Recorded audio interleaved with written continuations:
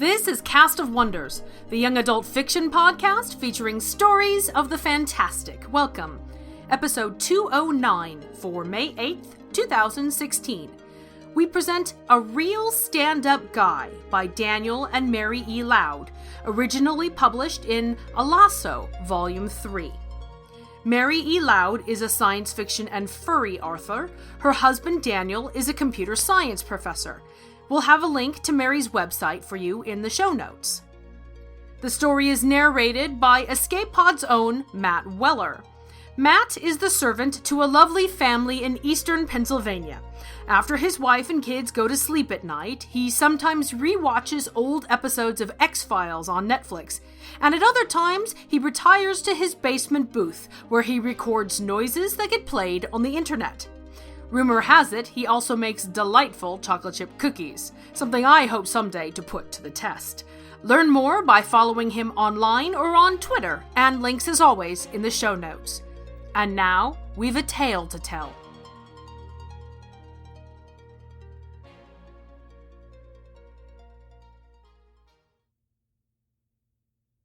A Real Stand-Up Guy by Daniel and Mary E. Lowd. Topher checked his watch and peeked out around the dusky red stage curtain. There was a full house in the bar tonight.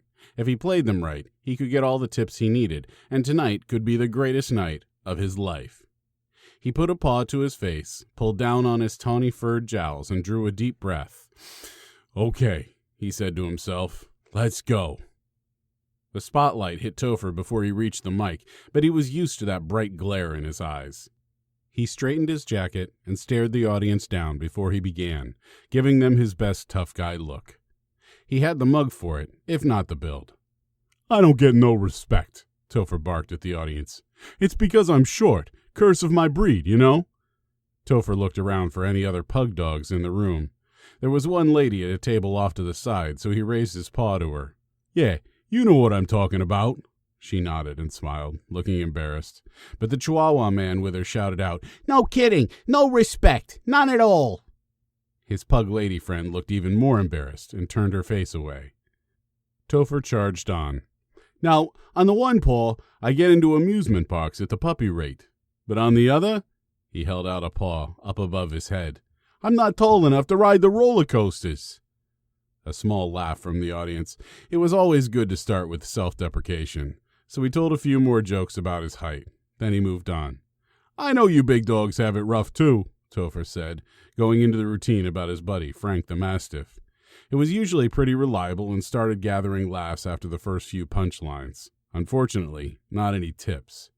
So he told the airplane joke. "Now, Frank, he's a big guy," Topher said. "And airplane seats are teeny tiny, right? So he has to buy 2 tickets every time he travels by plane. That's not fair, now is it?"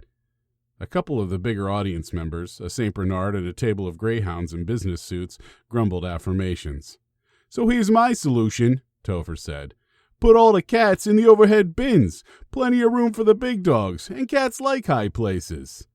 Finally, a big guffaw from the audience and the sound of change clinking in the tip jar. He needed that money. But why did it always have to be cat jokes? At least there weren't any cats here to hear them. That was one good thing about the dogs only sign on the front door. Now the audience was warming up a bit. Topher thought he'd risk trying out a new routine. You never know, it might be a hit. "So I saw this poodle girl the other day," Topher said. "A real beauty. Flowing curls, white as snow, floppy ears, and that little puff of a tail. The whole deal, right?" He waited for a moment while all the men in the audience got the picture firmly in their heads. "So I said to her, 'Hey, honey, you look fetching.'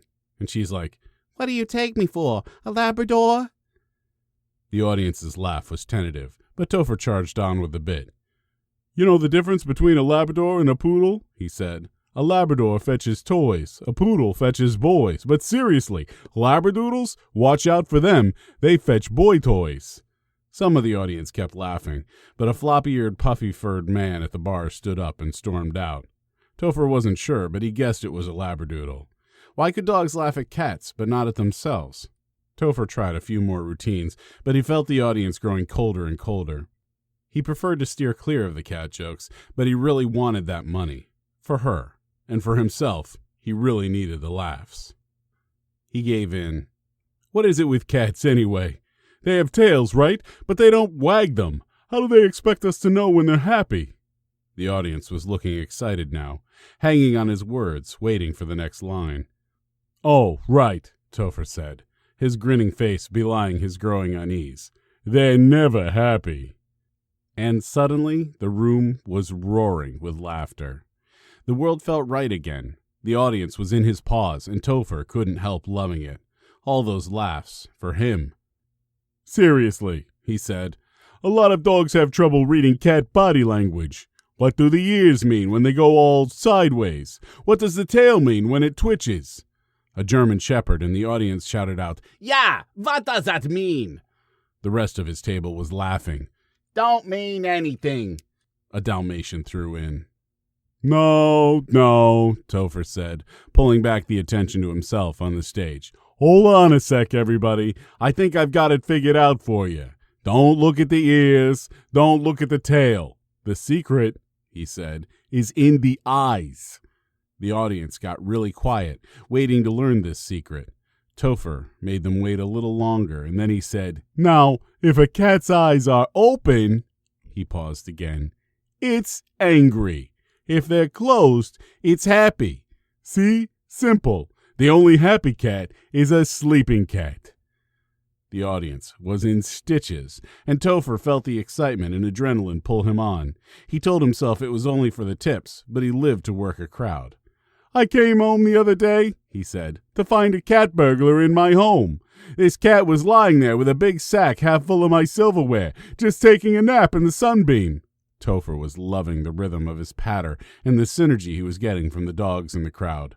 See, that's the problem with cats, he said. No work ethic, sleeping on the job. What the heck, man? Can't you even do crime right? You know what I'm saying? No wonder they're all poor. He could almost forget the actual words he was saying and just ride the waves of laughter. It got easier with every joke he told.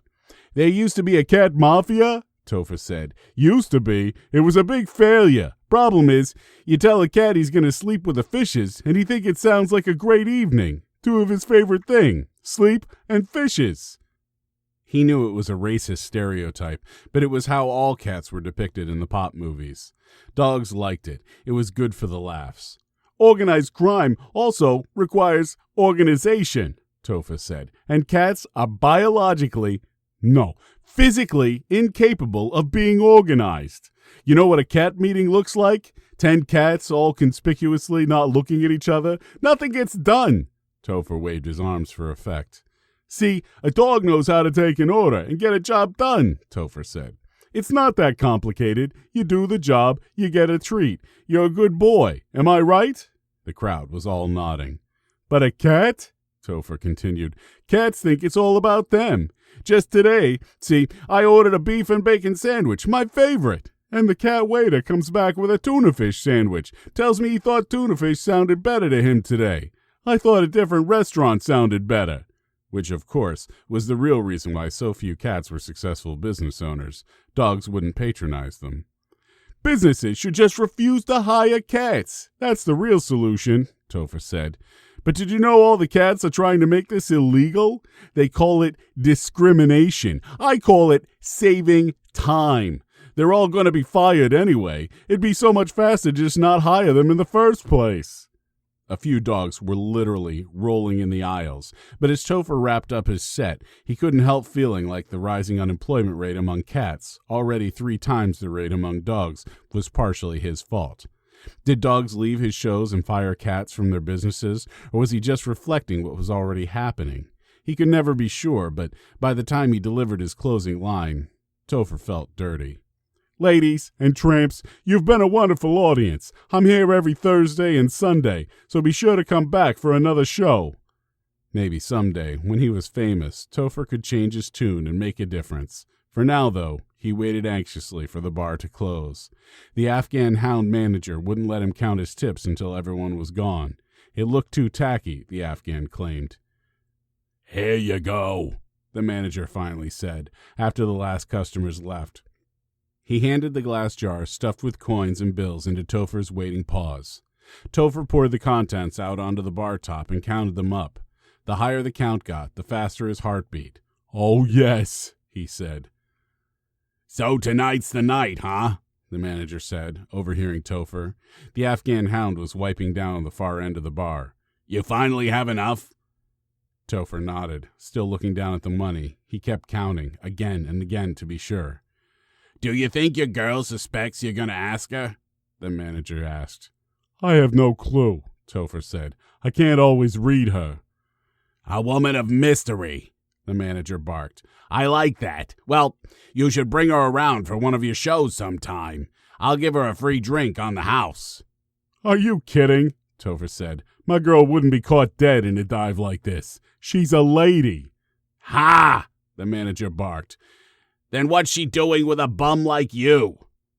Topher pawed his money into one pile and stuffed it in his wallet.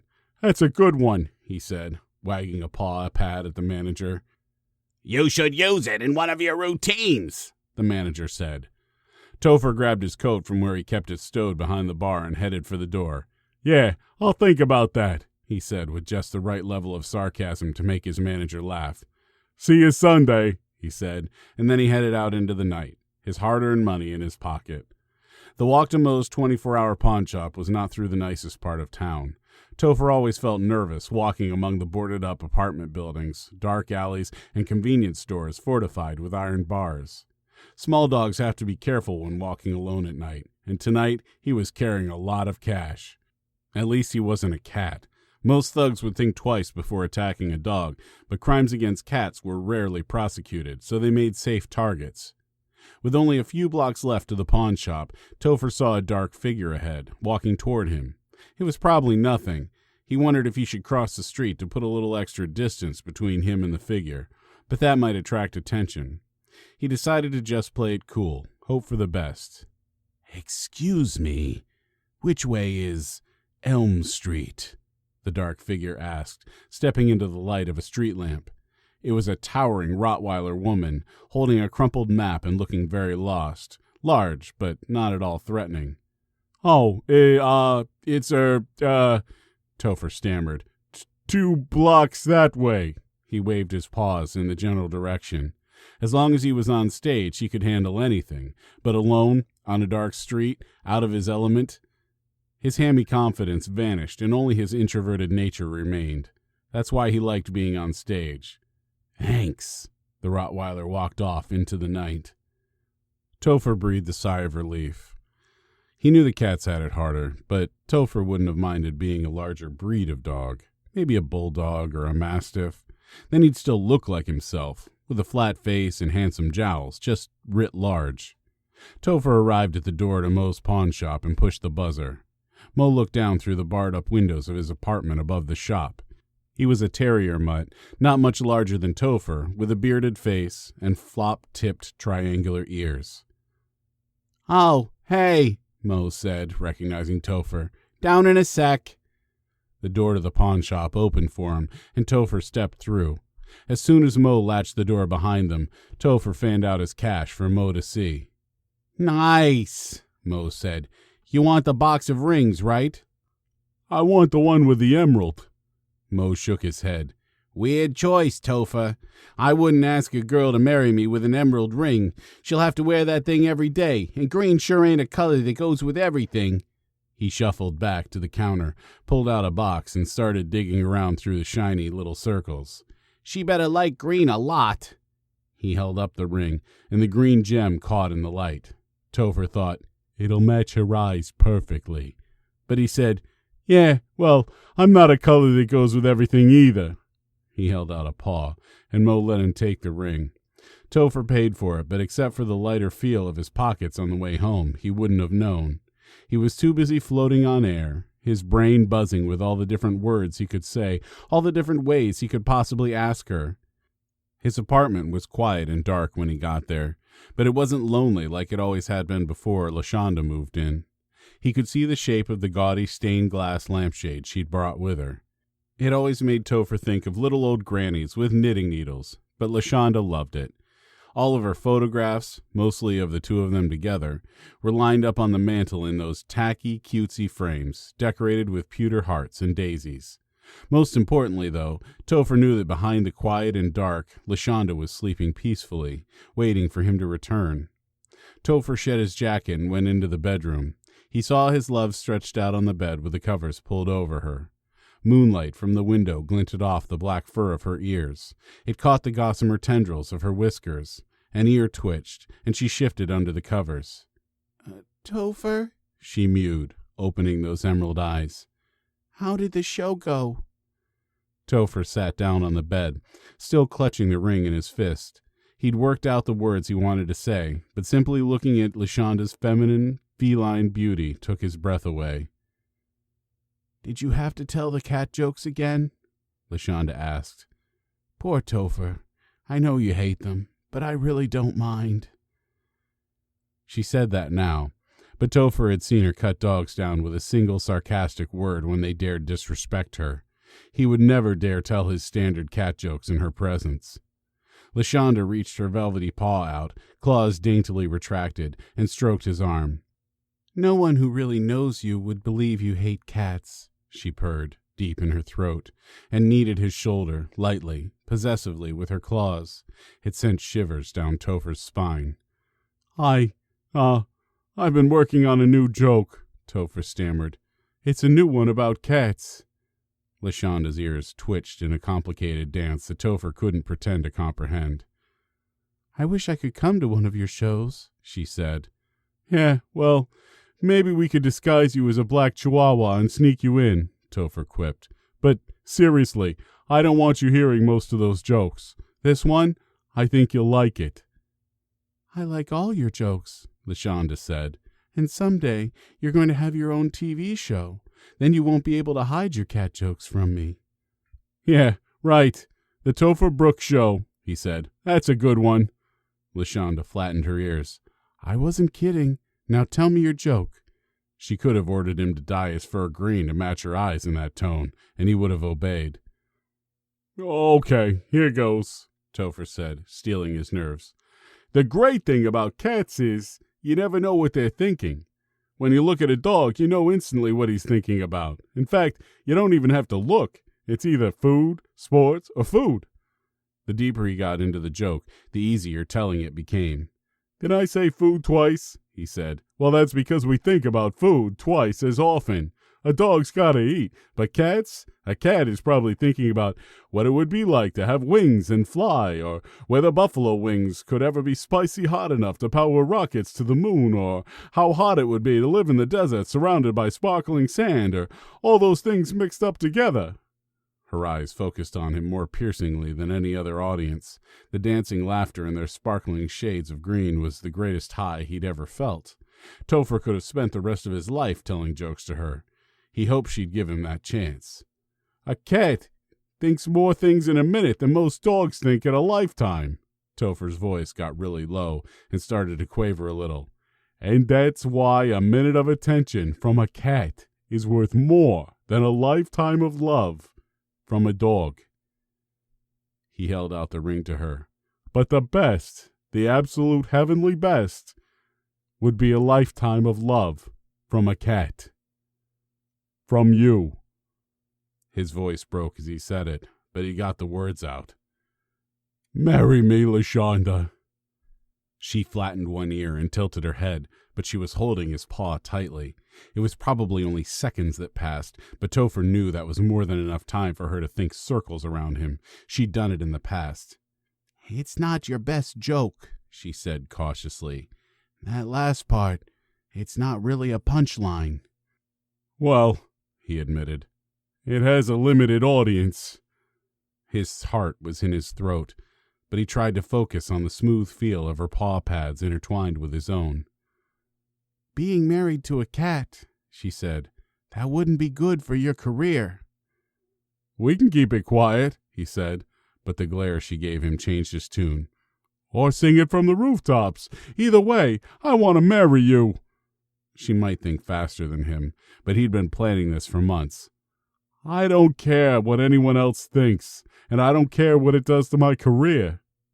He squeezed her paw, pressing down on her paw pads, which unsheathed the sharp tips of her claws into his skin. I want to marry you. The seconds ticked by like eons as LaShonda stared down at their intertwined paws, black and tawny-furred, pressed together. He wanted to know what she was thinking, but he was scared of what he'd find out. When she finally looked up at him, LaShonda's green eyes shone from the darkness of her black-furred face, and her mouth twisted into a mischievous, mysterious smile. Topher loved that smile. "Knock, knock," she said.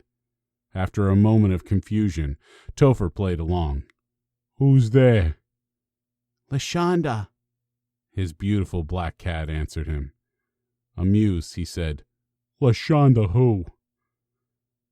"LaShonda Brooke." And as she took his name, she also reached out and took the emerald ring. It matched her eyes perfectly. She'd already taken his heart. The end!